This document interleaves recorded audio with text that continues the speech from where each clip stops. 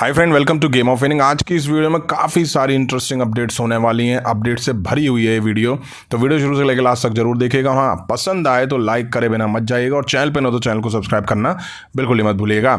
शुरुआत कर लेते हैं सऊदी अरेबिया के इवेंट क्राउन जूल से। जैसा कि इवेंट धीरे धीरे नज़दीक आ रहा है, कुछ मैचेस भी सामने आ चुके हैं। कुछ क्या, 2 ही मैचेस सामने आए हैं जो कि चैंपियनशिप वर्सेस चैंपियन वाले मैच है। अब एक और बड़ा मैच WWE ने इस इवेंट के लिए कंफर्म कर दिया है, जो कि सेथ रॉलिंस वर्सेस ट्रकनोमा ब्रॉन्सन रीड के बीच है।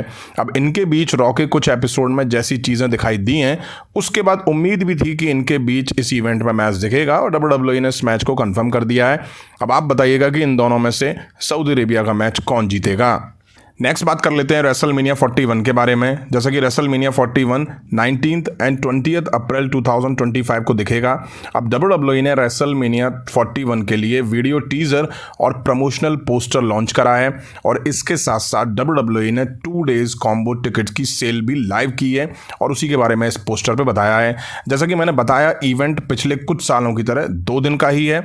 वहीं इस पोस्टर में काफ़ी सारे सुपरस्टार फीचर करे गए हैं, जिसमें Cody Rhodes, Roman Reigns, Seth Rollins, Bianca Belair और उनकी मेले में बिछड़ी बहन Jade Cargill, Rhea Ripley, Jey Uso, Liv Morgan, Logan Paul, Nia Jax, Rey Mysterio, Gunther, CM Punk और बड़ी बात है जॉन सीना भी इस पोस्टर पे फीचर करे गए हैं। वहीं इसके साथ साथ कॉडी रूड्स को इस पोस्टर में टाइटल के साथ दिखाया गया है। तो क्या WWE ने हिंट दे दी है कि कॉडी रूड्स रेसलमेनिया 41 तक चैंपियन रहेंगे? वैसे WWE हिंट ना भी देती तो भी हमें आइडिया है ही। वहीं रोमन रेंस ने इस पर रिएक्ट करते हुए ट्विटर पे पोस्ट करा। उन्होंने लिखा, you know what to do, get your tickets now and acknowledge me. मतलब कि आपको पता है क्या करना है, अपने टिकट खरीदें और मुझे एक्नॉलेज करें। नेक्स्ट बात कर लेते हैं बॉबी लैशले के बारे में, जो कि काफ़ी टाइम से WWE में नहीं दिखाई दे रहे हैं और अब चांसेस भी नहीं है कि वो WWE में दिखाई देंगे। ऐसा इसलिए क्योंकि उनके 2 फॉर्मर टीम मेंबर AEW में दिखाई दे रहे हैं, AEW के साथ जुड़ चुके हैं। अब अपडेट ये नहीं है, अपडेट ये है कि बॉबी लैशले ने WWE को लेकर काफ़ी कुछ कहा है। एक इंटरव्यू में बॉबी लैशले ने हर्ट बिजनेस के रीयूनियन के बारे में बोला। बॉबी लैशले ने कहा कि ये मुंह पे थूकने जैसा था, हम कभी भी लाइव क्राउड के सामने नहीं थे। पैंडेमिक के टाइम पे काफ़ी लोग घर बैठे थे, हम औरों की तरह नहीं बैठे थे। हमने कहा हम जा रहे हैं क्योंकि वो काम है, हमने सब कुछ करा। उन्होंने कहा कि हम ज़्यादातर शो में आधे से भी ज़्यादा टाइम के लिए थे, हमें अनदेखा कर दिया गया, ये चेहरे पे थूकने जैसा था। बॉबी लैशले ने आगे कहा कि मुझे लगता है कि हम वापस आ सकते थे और साथ मिलकर कुछ बड़े काम कर सकते थे, वो बस हमें नहीं चाहते थे। अलग अलग लोगों के लिए अलग तरीके, अलग अलग लोगों के लिए अलग अलग चीज़ें पसंद होती हैं। जब चीज़ें बदली तो उन्होंने मुझे बिल्कुल भी इंपॉर्टेंस नहीं दी। अब शायद बॉबी लैशले ने जो वर्ड यूज़ करा है, चीज़ें बदली, वो शायद ट्रिपल एच की तरफ इशारा करा है। विंस मैकमैन के बाद ट्रिपल एच पे कंट्रोल आना शुरू हुआ तो बॉबी लैशले वगैरह को भाव नहीं दिया गया। बॉबी लैशले ने यह भी कहा कि हर्ट बिजनेस को खतरनाक कोविड पैंडेमिक के दौरान काम करने को लेकर के रिवॉर्ड भी नहीं करा गया। अब यहाँ ये क्लियर नहीं है कि बॉबी लैशले किस तरह की रिवॉर्ड की बात कर रहे हैं। शायद हो सकता है कि वो किसी अच्छी स्टोरी लाइन की बात कर रहे हो, या वो हर्ट बिजनेस के रियूनियन की बात कर रहे हो, या पूरे फैक्शन को टाइटल्स रिवॉर्ड में नहीं दिए गए हों, या उन्हें अपॉर्चुनिटीज़ ना मिली हों, इस बारे में वो रिवार्ड की बात कर रहे हो। अब बॉबी लैशले WWE के खिलाफ कुछ ना कुछ कहते हुए दिखाई दे रहे हैं, जिससे और ये लग रहा है कि आने वाले टाइम में बॉबी लैशले AEW में दिखाई दे सकते हैं, क्योंकि MVP और शेल्टन बेंजामिन वहां पहले से दिखाई देना शुरू हो गए हैं। नेक्स्ट बात कर लेते हैं रेहा रिप्ले और जेब कतरा यानी कि डोमिनिक के बारे में। जैसा कि एक टाइम ये दोनों जजमेंट डे के मेंबर्स हुआ करते थे, पिछले कुछ टाइम से दोनों अलग दिखाई दे रहे हैं। एक टाइम सेम फैक्शन में होने पे इनके बीच अलग ही लेवल की ट्यूनिंग दिखाई देती थी। अब जब दोनों साथ में नहीं हैं तो भी इनके बीच अलग ही लेवल की हीट दिखाई दे रही है।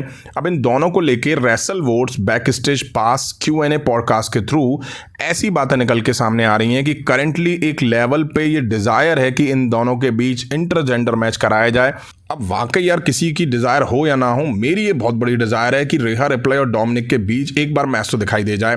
किसी स्टुपुलेशन के साथ इनके बीच मैच दिखे तो मज़ा ही आ जाएगा, और कम से कम डॉम और रेहा के बीच WWE 2 से 3 बार मैच दिखा दे तो और भी सोने पे सुहागा है। तो मज़ा तो बनता है इनका आमने सामने आने पे, जहाँ रेहा रिप्ले जम के जेब कतरे में मार देती हुई नजर आए। अब आप बताइएगा, आप में से कितने लोग ये डिज़ायर रखते हैं कि ये दोनों एक दूसरे के खिलाफ मैच में दिखाई दें। नेक्स्ट बात कर लेते हैं गोल्डबर्ग के बारे में। उनको लेके एक बड़ा इंपॉर्टेंट रूमर निकल के सामने आ रहा है। Wrestle votes on weekly Q&A में इस बात को रिपोर्ट करा गया है कि गोल्डबर्ग सऊदी अरेबिया में होने वाले गंथर के मैच में इंटरफेरेंस करेंगे, जो कि क्राउन जूल में होने वाला है। अब ये बात तो मैं पहले भी अपनी वीडियो अपडेट में कवर कर चुका हूँ। बड़े चांसेस हैं कि गोल्डबर्ग सऊदी अरेबिया में दिखाई देने वाले हैं, क्योंकि सऊदी अरेबिया की डिमांड रहती है गोल्डबर्ग को लेकर के कि वो वहाँ दिखाई दें, उनके इवेंट में दिखाई दें। यही वजह है कि बैड ब्लड में गंथर और गोल्डबर्ग के बीच हीटेड एंगल दिखाया गया था। वहीं क्राउन जूल के बाद भी गोल्डबर्ग को लेकर के फ्यूचर प्लान सामने आ रहे हैं, जो कि Saturday night main event, royal rumble और फरवरी में जो सऊदी अरेबिया का इवेंट होगा उसमें गोल्डबर्ग दिखाई दे सकते हैं। तो WWE को गोल्डबर्ग को लेकर के काफ़ी सारे प्लान्स हैं। नेक्स्ट बात कर लेते हैं 16 time world champion John Cena के बारे में। जैसा कि WWE 2025 में जॉन सीना के रिटायरमेंट टूर को अनाउंस कर चुकी है। खुद जॉन सीना ने भी इस बात को ऑफिशियल करा था कि हाँ भाई, रिटायरमेंट टूर मेरा 2025 में शुरू होगा। वहीं बताया ये भी जा रहा है कि जॉन सीना का रिटायरमेंट टूर ऑफिशियली 6 जनवरी 2025 से शुरू होने वाला है, जो कि नेटफ्लिक्स पे आएगा, नेटफ्लिक्स का पार्ट होगा। वहीं रूमर्स ऐसे भी हैं कि रिटायरमेंट टूर के दौरान जॉन सीना के अपोनेंट रैंडी ऑर्टन, CM पंक और लोगन पॉल भी हो सकते हैं। अब जॉन सीना के फैंस तो ये चाहेंगे कि John Cena 17 time world champion बन जाएं और ये रिकॉर्ड तोड़ ही दें। और मैं भी कहूँगा कि WWE को बेशक कुछ दिन के लिए, दिन छोड़ो यार, घंटों के लिए ही जॉन सीना को चैंपियन बनाना पड़ जाए, बट बना देना चाहिए, क्योंकि फिर जॉन सीना रिटायर हो जाएंगे तो फिर उनको ये मौका मिलेगा नहीं। उम्मीद करें कि WWE जॉन सीना से world champion, 16 time world champion होने का रिकॉर्ड तोड़वा के 70 टाइम वर्ल्ड चैंपियन उनको बना दें। नेक्स्ट बात कर लेते हैं रोमन रेंस के बारे में। रोमन रेंस एक वीडियो अपलोड करते हैं जिसमें उन्होंने फैंस की एक बात को आंसर करा है, बट उससे पहले एक बड़ी बात के बारे में बात कर लेते हैं। वो ये कि इस वीडियो में रोमन रेंस को जो टी-शर्ट पहने दिखाया गया है उस पर YTC लिखा है। अब जब से रोमन रेंस का रिटर्न हुआ है आपने उनको OTC वाली मर्चेंडाइज में देखा होगा, बट वीडियो में YTC, जिसके बाद रूमर्स ऐसे हैं कि शायद रोमन रेंस का निकनेम चेंज हो सकता है आने वाले टाइम में। अब YTC का मतलब क्या होगा, फुल फॉर्म क्या होगी? जैसे OTC की ओरिजिनल ट्राइबल चीफ थी, वैसे आपको क्या लगता है YTC का मतलब क्या होगा? कमेंट करके जरूर बताइएगा।